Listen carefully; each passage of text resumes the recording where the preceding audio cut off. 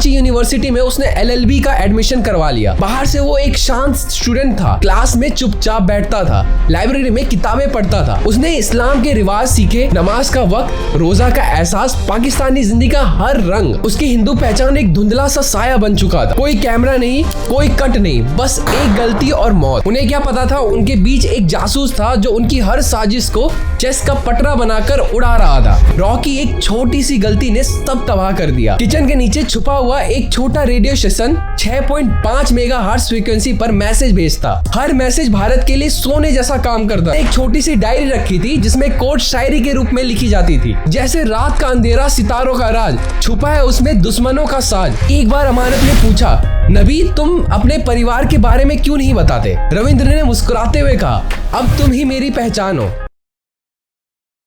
नमस्कार दोस्तों, मैं अमरजीत सिंह राजपूत। आज बात करेंगे एक शख्स जो अपनी हिंदू पहचान को रख नहीं पाया, उर्दू को अपना साथी बनाता है और इस्लाम को दिल में बसाता है और इतना परफेक्ट पाकिस्तानी बन जाता है कि दुश्मन मुल्क भी उसे पहचान नहीं पाते। ये कोई फिल्मी हीरो नहीं था, ये एक भारत का ब्लैक टाइगर था जिसका नाम था रविंद्र कौशिक, जिसका हर सांस तिरंगे के लिए धड़कता था। 1975 से 1983 तक उसने पाकिस्तान के साथ मौत का खेल खेला, उनकी युद्ध योजना को खेल में बदल दिया और 20,000 से ज्यादा भारतवासियों की जान बचाई। पर कौन था ये ब्लैक टाइगर? 1992 में राजस्थान के श्री गंगानगर में एक साधारण पंजाबी परिवार में रविंद्र कौशिक का जन्म हुआ। छोटा सा घर, खेती कल्याण वाले पिताजी और मेहनत करने वाले उसके घर वाले लोग। उसकी दुनिया बहुत ही छोटी थी, पर रविंद्र के दिल में कुछ अलग ही था। स्कूल के नाटकों में जब वो स्टेज पर चढ़ता तो लोग भूल जाते थे कि वो एक्टिंग कर रहा है। शेक्सपियर के डायलॉग हो या लोकल लोक नाटक, उसकी अदाएं ऐसी थी कि लोग कहते थे ये लड़का तो किरदार में जान डाल देता है। एक बार 15 साल की उम्र में उसे एक नाटक में भगत सिंह का रोल करना था। उसकी आंखों में वही जुनून था जो असली क्रांतिकारों में होता है। तब किसी ने नहीं सोचा था कि ये रंगमंच का एक सितारा भारत का सबसे खतरनाक जासूस बनेगा। रविंद्र का जुनून सिर्फ नाटकों तक नहीं था, उसके दिल में देशभक्ति के लिए लावा उबलता था। हर 15 अगस्त को वो स्कूल के झंडे के नीचे सबसे आगे खड़ा होता था, तिरंगा लहराते हुए वंदे मातरम गाता था। 1970 तक कॉलेज में पहुंचते ही उसकी परफॉर्मेंस ने सबको हैरान कर दिया। एक नाटक में उसने एक फौजी का रोल किया जिसमें उसका एक डायलॉग था, देश के लिए जान दे दूं पर झुकू नहीं। इस डायलॉग ने हॉल में तालियों का तूफान मचा दिया। यही जुनून एक रॉ ऑफिसर के नजर में आया। 1973 में 21 साल की उम्र में उस ऑफिसर ने रविंद्र को नाटक के बाद रोका और पूछा, लड़का तू स्टेज पर इतना जुनून दिखाता है, क्या असली जंग के लिए तैयार है? रविंद्र की आंखें चमक उठी। उसने बिना सोचे कहा, सर देश के लिए कुछ भी। ये पल उसकी जिंदगी का टर्निंग पॉइंट था। अब रंगमंच छोड़ के असली मिशन शुरू होता है। 1973 के बाद रविंद्र को दिल्ली एक गुप्त ट्रेनिंग सेंटर में ले जाया गया। यहाँ का माहौल फिल्मों से भी ज्यादा इंटेंस था। कोई कैमरा नहीं, कोई कट नहीं, बस एक गलती और मौत। 2 साल की कठोर ट्रेनिंग ने उसे एक इंसान से जासूस में बदल दिया। उर्दू उसकी जुबान नहीं थी, पर उसने हर लफ्ज को अपना खून में उतार लिया। लाहौर का लहजा और कराची का अंदाज सब इतना परफेक्ट कि कोई शक ना कर सके उस पे। उसने इस्लाम के रिवाज सीखे, नमाज का वक्त, रोजा का एहसास, पाकिस्तानी जिंदगी का हर रंग। उसकी हिंदू पहचान एक धुंधला सा साया बन चुका था। रॉन ने उसे एक नया शख्स बना दिया था जिसका नाम रखा गया नबी अहमद साकिर। उसकी याददाश्त तो तलवार की धार जैसी थी। एक चेहरा, एक बात, एक कोट सब दिमाग में कैद हो जाती थी। उसने सीखा कैसे छोटे से रेडियो से सिग्नल भेजा जाता है, कैसे एक फोटो में राज छुपाया जाता है, पर सबसे कठिन था अपना दिल मारना, अपनी माँ की याद, बाप का आशीर्वाद सब छोड़ना। एक रात ट्रेनिंग के दौरान उसकी अपनी माँ का फोटो देखा और रो पड़ा, पर अगले ही पल उसने खुद को समझाया, देश पहले है। 1975 में नबी अहमद साकिर के रूप में रविंद्र पाकिस्तान पहुंचता है। मिशन पाकिस्तान फौजी में घुसपैठ करके भारत के लिए खुफिया जानकारी लाना। एक गलती का मतलब था मौत का बुलावा। कराची यूनिवर्सिटी में उसने LLB का एडमिशन करवा लिया। बाहर से वो एक शांत स्टूडेंट था, क्लास में चुपचाप बैठता था,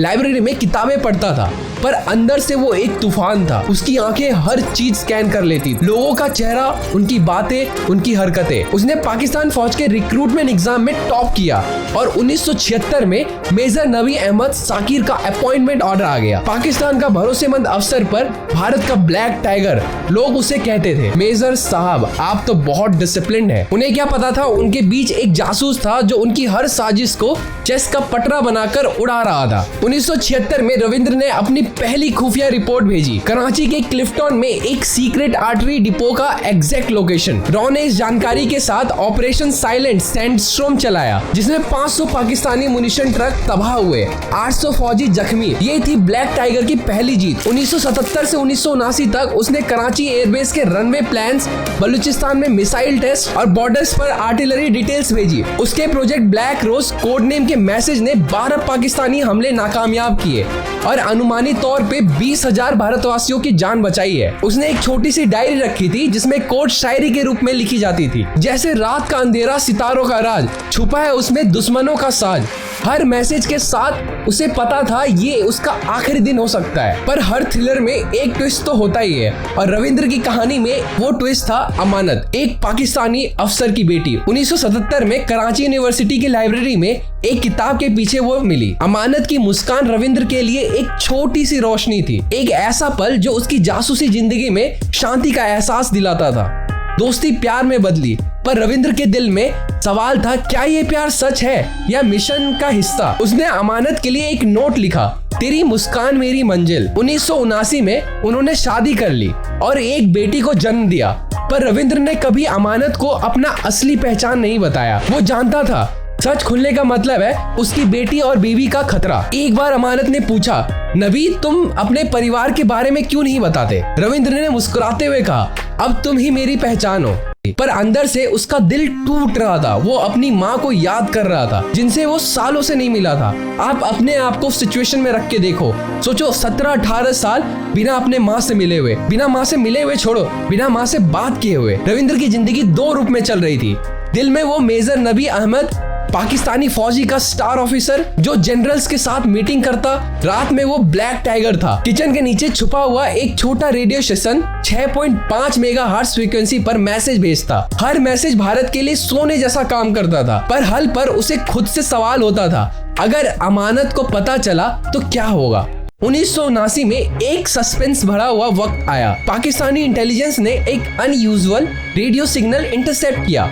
उन्हें शक हुआ और मेजर शकीर को सस्पेक्ट लिस्ट में डाल दिया गया। 1 महीने तक उसकी हर हरकतें पर नजर रखी गई। उसके घर के बाहर फोन टैप्स और बाहर उसे ट्रैक किया गया, पर रविंद्र ने हर कदम सोच समझकर उठाया। उसने अल्टरनेट रूट्स बिछाया, फेक आईडीज और प्रीसेट एलिबाइज जाल बिछाया। पाकिस्तान एजेंसी के पास एक ही क्लू था, एक शख्स जिसकी उर्दू परफेक्ट है, पर इस लिस्ट में 1000 लोग थे। रविंद्र एक फैंटम था, सबकी नजर में, पर किसी के हाथों में नहीं। फिर आया 1983 का वो काला दिन। रॉ की एक छोटी सी गलती ने सब तबाह कर दिया। एक नए कम ट्रेन जासूस को पाकिस्तान भेजा गया, जो पकड़ा गया।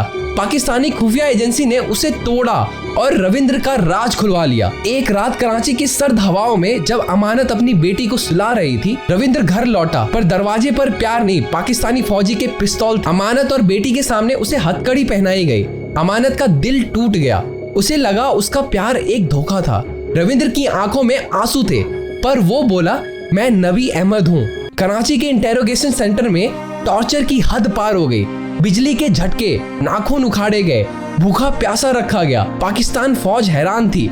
एक भारतीय उनके बीच था, सालों से कराची में पढ़ा, मेजर बना और किसी को पता तक नहीं लगा। टॉर्चर के बावजूद रविंद्र ने भारत का नाम नहीं लिया, पर उसके दिल में अमानत और उसकी बेटी के लिए बहुत तड़प थी। 1983 में कोर्ट ने मौत की सजा सुना दी, जो 1991 में डिप्लोमेट प्रेशर के वजह से उम्र कैद में बदल गया। पर ये जिंदगी मौत से बदतर थी। सिलाकोट और मियानवाली की जेलों में अंधेरी कोठियां, सड़ती हुई रोटी और गंदी हवा उसकी साथी बने। एक भारतीय जासूस होने के कारण उसे इंसान नहीं, जानवर समझा गया। टीबी और दिल की बीमारी उसे धीरे धीरे खा गई। रविंद्र ने चिट्ठियां भी लिखी, भारत सरकार मुझे बचा लो, पर वो चिट्ठियां कभी जवाब नहीं पाई। 16 साल 1983 से 2001 तक वो जेल में सड़ता रहा। 2001 में 49 साल की उम्र में टीबी और हार्ट अटैक ने ब्लैक टाइगर को खामोश कर दिया। उसकी मौत की खबर भारत में दिनों बाद पहुंचती है। रविंद्र की मां सालों तक सरकार के दरवाजे खटखटाते रही, मेरा बेटा देश के लिए सब कुछ दिया, क्या एक सड़क भी उसके नाम पे नहीं बनवा सकते आप लोग? उसके भाई ने बताया, माँ की आखिरी सांस तक उन्हें उम्मीद थी कि उनका बेटा वापस लौट के आएगा।